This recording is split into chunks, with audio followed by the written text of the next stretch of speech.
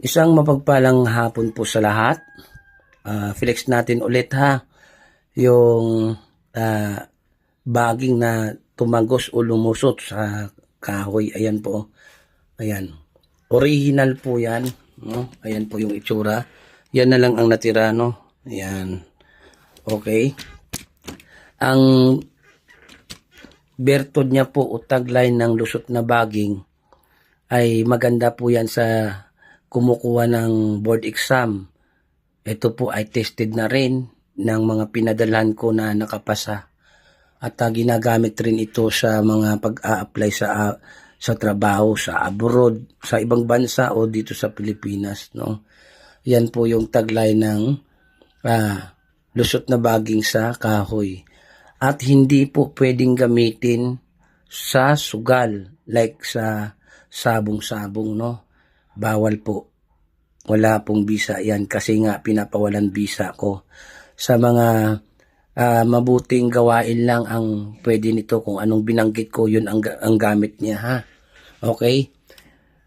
Sa mga nagnanais o interesado, limited lang po ito. Sa may pangbayad lang na shipping, bibigyan ko po kayo ng chance kasi ang dami na pong nag-comment doon sa in-upload ko na video dati, no?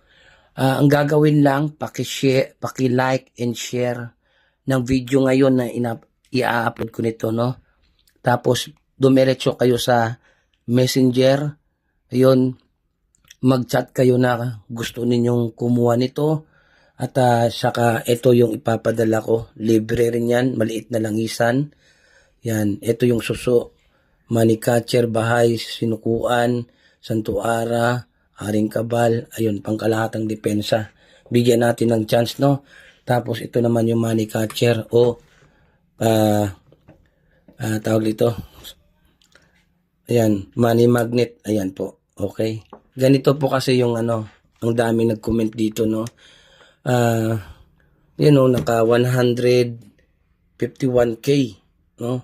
Ayan po. San na pangdepensa sa mga kulam ba? Ayan po, oh. Ayan. Lusot na baging sa kao. Ang dami dito nag-comment na nakashare na pero tapos na yung